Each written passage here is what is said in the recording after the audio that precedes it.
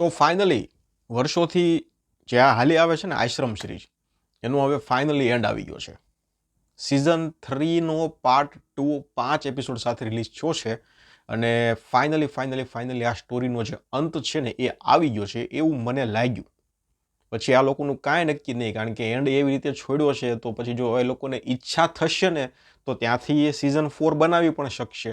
અને આમ જોઈએ તો લગભગ આ સ્ટોરીનો અંત પણ કહેવાય.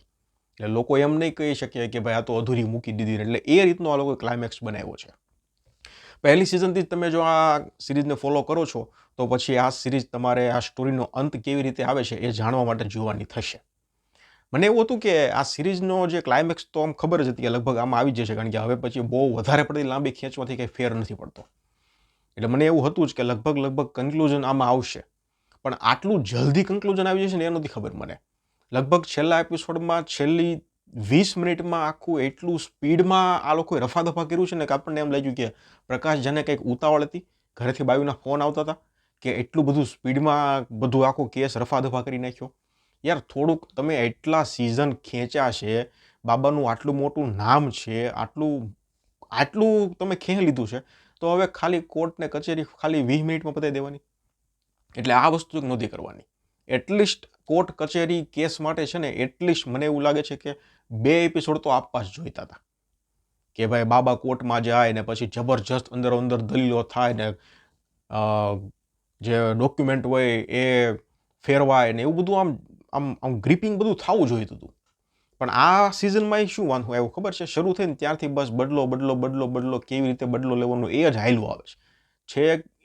સિઝન 1થી જે હાયલું આવે છે કે નહીં, કઈ રીતે બદલો લેવો, અને બદલો લેવાવાળા બદલો લેતા હોય તો એમાં પાછા ફેલ થાય, પાછા પકડાઈ જાય, પાછા છોડી દે, એ બધું જ પહેલેથી લઈ અને આમાંય તે 2-3 એપિસોડ સુધી તો એવું જ હાલે છે. એટલે અહીંયા હવે કન્ક્લુઝન હતું તો ફાઇનલી તમારે કોર્ટ કેસ ને બધું ડોક્યુમેન્ટ ને એકદમ સ્ટ્રોંગ એવિડન્સ ને બધું બતાવવાની જરૂર હતી. આ જે પાર્ટ 2 આવ્યો ને એમાં પોલિટિકલ એંગલ એક કંઈ નથી. આપણે અત્યાર સુધી જે આશ્રમ આગળની સ્ટોરી જોઈ એમાં તમને પોલિટિક્સવાળો મસાલો જોવા મળતો હતો અને એ બધું જોવા મળતું હતું. આમાં એવું કાંઈ નથી. આમાં બસ ફક્ત ને ફક્ત બાબા વર્સિસ પમ્મી હોય ને એવું લાગે છે. બાબા છે પમ્મી પાછળ પડ્યા છે અને પમ્મીને લેવો છે બદલો, અને છેલ્લી 20 મિનિટમાં કોર્ટનું થાય છે, રફાદફા બધું થાય છે, કઈ રીતે પકડાય છે, કઈ રીતે શું થાય છે, એ બધું જ છે આમાં. પણ હવે કાંઈ વાંધો નહીં, કન્ક્લુઝન આવી ગયું ને, એન્ડ આવી ગયું ને એટલે પતી ગયું. પણ ઠીક લાગ્યો. આમ બહુ એટલી બધી આમ મજા ન આવી મને જોવાની. હું કહું ને તો મને મારું પર્સનલી મંતવ્ય એવું છે કે આમ ઠીક ઓકે લાગ્યો. એમાંય શરૂઆત જ્યારે પહેલા એપિસોડ હતી ત્યારે તો બહુ સ્લો લાગ્યું મને. પણ કેવું કે આપણે પહેલેથી જોતા હતા તો એમ થાય કે ભાઈ કઈ રીતે સ્ટોરીનો અંત આવે છે, કોણ જીતે છે, કઈ રીતે જીતે છે, શું થાય છે બાબાનું, એ બધું જોવું છે. એટલે આપણે ટ્રાય કરી જોવાની, એટલે જોઈ નાખ્યું ને ફાઇનલી અંત આવી ગયો છે. સિઝન 4માં હું બીજી વાર કહું છું કે આ લોકો એ રીતે આનો અંત કર્યો છે કે એ લોકોને મજા આવશે ને ઈચ્છા થશે તો એ લોકો સિઝન 4 લાવશે. અને એવું લાગશે કે ભાઈ બસ હવે નથી, થાકી ગયા છીએ, તો નહીં પણ આવે.